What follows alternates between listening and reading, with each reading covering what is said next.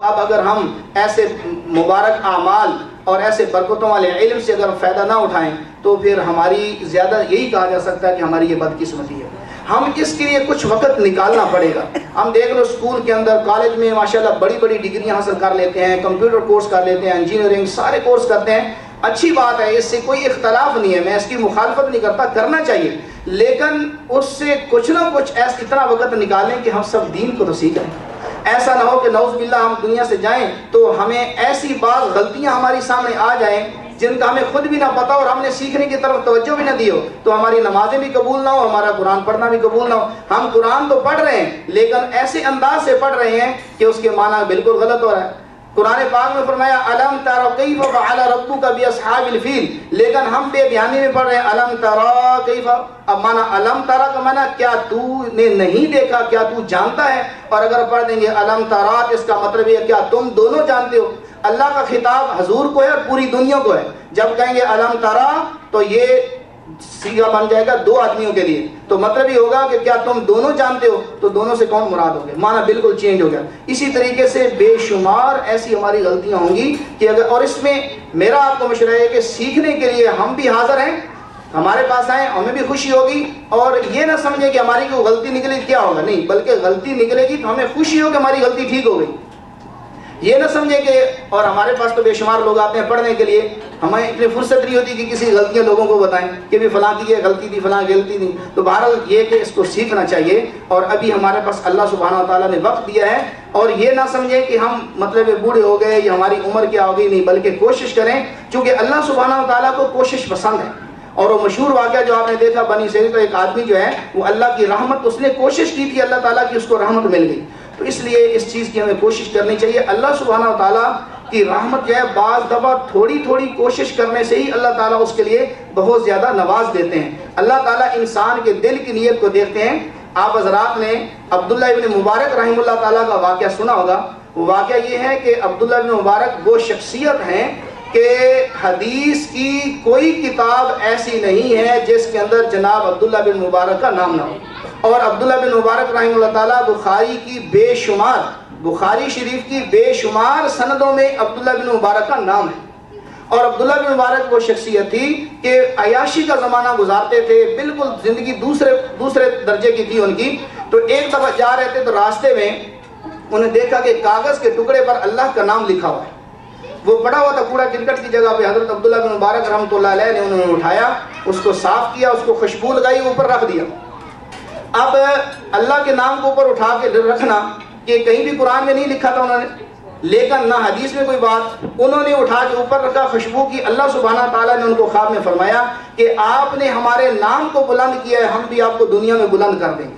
آپ کے نام کو ذکر کو بلند کر دیں گے۔ چنانچہ حضرت عبداللہ بن مبارک رحمہ اللہ تعالیٰ نے توبہ کی اپنے گناہوں سے، اور پھر چلے گئے کہ محدثین اور علماء کی مجلس میں، وہاں گئے اور سب کچھ چھوڑ چھڑا دیا، مکمل عالم بن کر کے مکمل علم حاصل کر کے آئے۔ اور آج دیکھ لیجئے کہ جناب امام بخاری کی حدیث کی کتابوں میں ان کی سند حدیث کے اندر امام عبداللہ بن مبارک کا نام ہے۔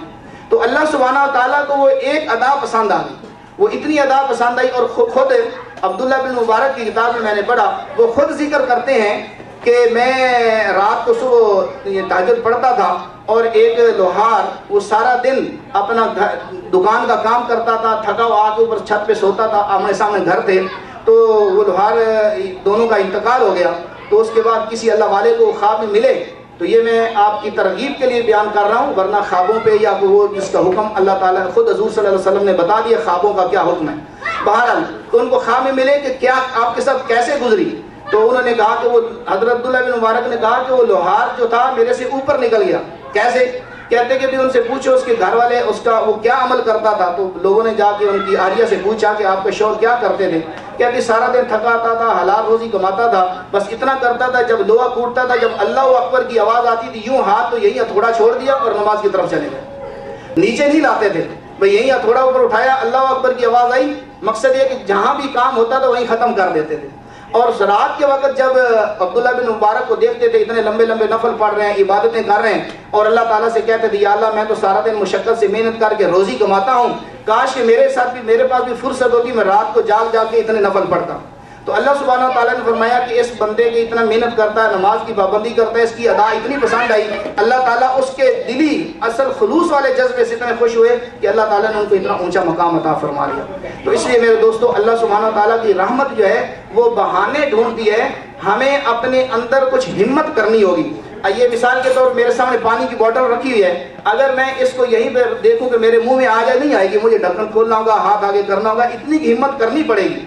اسی طریقے سے مجھے اور آپ کو اپنا ایسا ٹائم ٹیبل بنانا ہوگا کہ ہم اس وقت کے اندر اپنی نماز کو، جس میں کوئی ہے ایسی چیزیں کیا سنتے ہیں، جتنی زیادہ ہم چیزیں سیکھیں گے، جتنا زیادہ نماز کے بارے میں دیکھیں گے، ہمیں زیادہ سے زیادہ نماز کا ثواب ملے گا، ہماری نماز جو ہے نا زیادہ سے زیادہ خشوع خضوع والی بنے گی۔ تو نماز کی کچھ چیزیں نماز سے پہلے کی، کچھ چیزیں نماز کے اندر حرکات و سکنات، اور کچھ نماز کے اندر نماز کی تلاوت وغیرہ یہ سیکھنے کی ہیں، اور باقی اس سے اوپر کا درجہ آتا ہے نماز کے اندر خشوع خضوع کا، جو دل کا معاملہ ہے، کہ اس کے بعد درجہ ہے معنی کا، کہ ہمیں اس جو قرآن پڑھ رہے ہیں اس کے کم از کم میننگ آتے ہوں، اور میننگ آئیں گے تو ہمارے دل کے اندر، دماغ کے اندر اس کا اثر آئے گا، جب اثر آئے گا تو ہمارے وہ جو خشوع خضوع پیدا ہوگا، یہ اس کے بعد کا درجہ ہے، وہ بھی ضروری ہے، لیکن پہلے کی اتنی چیزیں جو ہیں کہ وضو سے لے کے اس کے بعد نماز کی حرکات و سکنات، اس کے بعد قرآن کی الفاظ، اور اس کے آخری درجہ جو ہے وہ خشوع کا ہے۔ تو اس لیے میرے دوستو، ہم ان کو، اس چیزوں کو ہمیں سیکھنا ہے،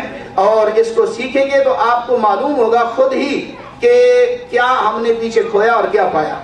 ہم خود جب عالم کا کورس کر رہے تھے تو جو آگے پڑھتے گئے، 9 سال عالم کا کورس ہوتا ہے، اس کے بعد 3 سال مفتی کا اسپیشلسٹ کورس ہوتا ہے، 3 سال مفتی کا کورس کیا تو اس پتہ چلا کہ عالم کے 9 سال کورس میں ہمیں کتنی چیزیں اور تھی جو سیکھنی تھی، جو رہ گئی۔ مفتی کا 3 سال کورس کرنے کے بعد یوں لگا کہ ابھی تو کچھ بھی حاصل نہیں کیا، اس لیے ابھی اور پڑھنا چاہیے۔ تو یہی ہوتا ہے کہ آدمی جو علم حاصل کرتا ہے آگے، تو خاص طور پہ دین کا علم تو مبارک علم ہے۔ اس لیے میرے دوستو، اللہ سبحانہ وتعالیٰ مجھے اور آپ کو علم حاصل کرنے کی اور اس پر عمل کرنے کی، اور خاص طور پہ کوئی عالم نہ بنے لیکن اتنا علم آنا ضروری ہے کہ جس پہ ہمیں اپنی نمازیں ہماری صحیح ہو جائیں، اور ہماری عبادات صحیح ہو جائیں، اور ہم دوسروں کو خاص طور پہ سکھا سکیں۔ باقی یہ کہ نماز کے اندر مختلف امام شافعی اور فلاں کیا کرتے ہیں، یہ کوئی اتنی بڑی بات نہیں۔ اس لیے ہمیں خوش ہونا چاہیے کہ حضور صلی اللہ علیہ وسلم کی جتنی حدیثیں ہیں سب پہ عمل ہو رہا ہے۔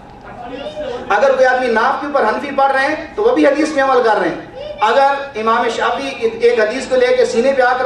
رہے ہیں وہ بھی حدیث میں عمل کر رہے ہیں، سب حدیثوں میں آتا ہے، یہ کوئی بڑی بات نہیں ہے۔ کوئی آدمی رفع یدین کر رہا ہے، یہ بھی حدیث میں آتا ہے۔ ہمیں یہ خوش ہونا چاہیے کہ حضور صلی اللہ علیہ وسلم کی ساری حدیثیں جو آپ نے بیان فرمائے تھے، ارشادات، ان سب پر امت کسی نہ کسی درجے میں عمل کر رہی ہے، اور حضور صلی اللہ علیہ وسلم کے بتائے ہوئے ارشادات آج بھی زندہ ہیں، لوگوں نے کسی نہ کسی طریقے سے ان کو زندہ رکھا ہوا ہے۔ یہ اتنی بڑی بات نہیں، بات اصل یہ ہے کہ جس میں سب کا اتفاق ہے، ساری چیزیں ان کو سیکھنے کی ضرورت ہے اور عمل کرنے کی ضرورت ہے۔ اللہ، اور خاص طور پہ خواتین کے نماز کا مسئلہ بھی اس سے اور الگ ہے، ان کے لیے اور زیادہ شرائط ہے، جس لیے میں نے بیان کیا، اس لیے اس کو کسی اور موضوع پہ بیان کریں گے، اور کوشش کریں گے کہ کوئی خواتین کو ان کی نماز کو یہ عالمہ ہی آ کر سکھائے تو زیادہ بہتر رہے گا۔ تو اس لیے بعض ایسی ان کی نماز کے مسائل ہیں کہ جو ہم اس طرح سمجھا بھی نہیں سکتے دور بیٹھ کے، اور مشکل بھی ہوتا ہے۔ اس لیے ہم سب کو اس چیز کا خیال رکھنا ہے، اپنی ہی قبر میں جانا ہے، اور اس کی ہم سب کو تیاری کرنی ہے، اور موت کا وقت کسی کے لیے کوئی متعین نہیں ہے۔ اس لیے نیکی کا جذبہ جو ہے نا، اسی وقت بیٹھے یا نیکی کا ارادہ کر لینا چاہیے۔ کم از کم ہم سب ارادہ تو کر لیں کہ یار سیکھیں گے،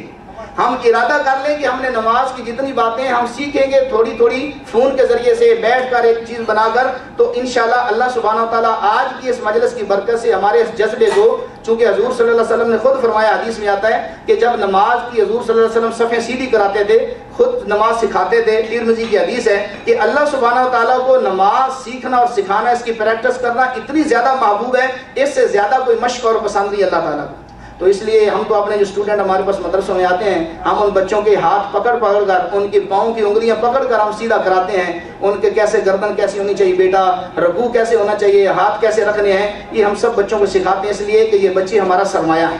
یہ بچے جس طریقے سے آپ کے تو حقیقی بچے ہیں، لیکن یہ ہمارا سرمایہ اس وجہ سے کہ آگے چل کر انہوں نے اس کمیونٹی کو سنبھالنا ہے۔ اس لیے آپ سب حضرات سے اس کی گزارش ہے کہ اس کو سیکھیں اور اپنے بچوں کو بھی سکھائیں، اور اس طرح کے جو دینی ادارے ہیں ان کے لیے دعا بھی کریں۔ ہم نے بھی جو ہے وہ دارالعلوم ٹیکساس کے نام سے جو مدرسہ شروع کیا، اس کے لیے آپ خاص طور پہ دعا فرمائیں۔ الحمدللہ ہمارے پاس جو ہے وہ 6 بچے فل ٹائم حفظ کر رہے ہیں، جو صبح 8 سے 4 بجے تک آتے ہیں، اور 3-4 بچوں کا پچھلے ویک ایڈمیشن ہوا ہے۔ اور شام کو الحمدللہ جو ہے 30-35 کے قریب بچے بچیاں آ رہے ہیں. ابھی بچیوں